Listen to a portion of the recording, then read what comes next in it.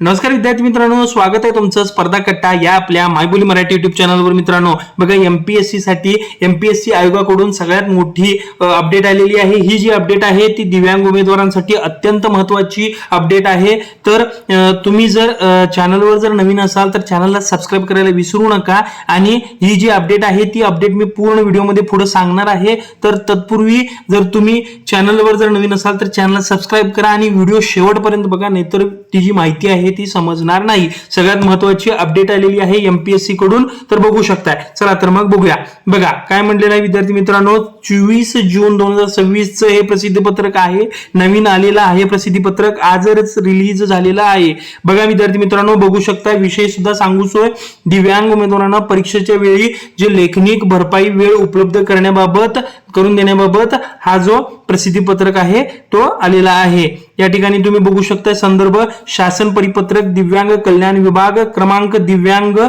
2019 क्रमांक 2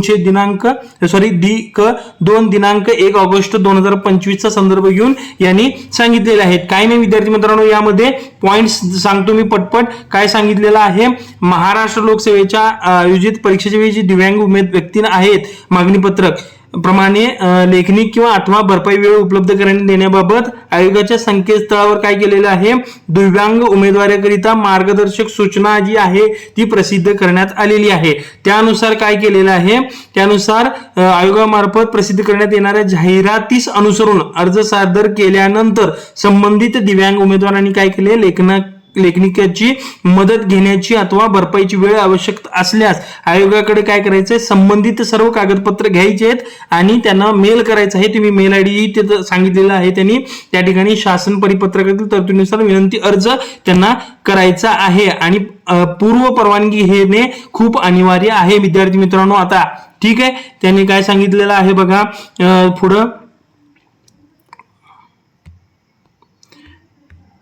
बघा मित्रांनो, सांगितलेलं आहे त्यांनी, आयोगामार्फत प्रसिद्ध महाराष्ट्र गट सेवा मुख्य परीक्षेसाठी विनंती अर्ज संबंधित सर्व कागदपत्रासह लेखनिकाची जर मदत घ्यायची असेल किंवा भरपाई वेळेची आवश्यकता असेल तर सर्व कागदपत्रासह या मेल आयडीवर, हा मेल आयडी तुम्ही स्क्रीनशॉट घेऊन ठेवा नाहीतर तुमच्याकडे लिहून ठेवा. या मेल आयडीवर कधी 30 जून पर्यंत विद्यार्थी मित्रांनो 30 जून पर्यंत सादर करायचा आहे. तुमचा जो अर्ज आहे तो सादर करायचा आहे जर तुम्हाला मदत हवी असेल तर.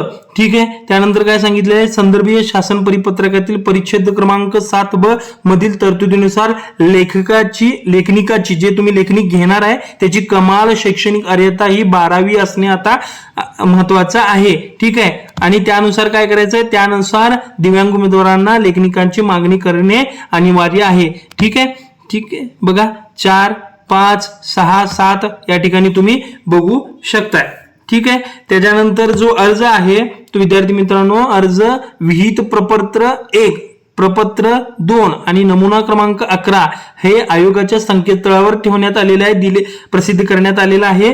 त्या ठिकाणी तुम्ही कसं बघणार ते, कॅन्डिडेट इन्फॉर्मेशन जायचं, इन्स्ट्रक्शन मध्ये जायचं, पर्सनल विथ बेंचमार्क डिसेबिलिटी या सदराखाली या ऑप्शनच्या खाली तुम्हाला शेवटच्या पृष्ठावर त्या ठिकाणी ते तुम्हाला उपलब्ध करून देण्यात आलेला आहे तो अर्ज घ्यायचा. तो अर्ज घेऊन सर्व कागदपत्रासहित काय करायचं, या मेल आयडीवर सादर करायचा आहे किंवा मेल आयडीवर पाठवून द्यायचा आहे जर तुम्हाला लेखनिकाची गरज असेल तर. पण शैक्षणिक अर्हता त्यांनी 12वी असणे महत्वाचं सांगितलेलं आहे. ठीक आहे, 30 जून पर्यंत हे सादर करायचं आहे विद्यार्थी मित्रांनो. तर जर तुम्ही दिव्यांग उमेदवार असाल तर हे तुमच्यासाठी महत्वाचं आहे. हीच महत्वाची अपडेट आलेली आहे. लगेच जा आणि तुमची कागदपत्रे घ्या आणि त्या ठिकाणी जे मी तुम्हाला पाथ सांगितलेला आहे, कुठं या ठिकाणी जो पाथ सांगितलेला आहे या ठिकाणी अर्ज असेल, या ठिकाणी जाऊन तुम्ही तो अर्ज भरा आणि त्या ठिकाणी मेल करा. 30 जून लास्ट डेट आहे विद्यार्थी मित्रांनो. हीच महत्वाची अपडेट होती. आशा करतो तुम्हाला विद्यार्थी मित्रांनो हा व्हिडिओ समजला असेल, अपडेट समजली असेल. चला तर विद्यार्थी मित्रांनो, भेटूया पुढच्या वेळी अशाच एका नवीन अपडेटेड व्हिडिओमध्ये. धन्यवाद विद्यार्थी.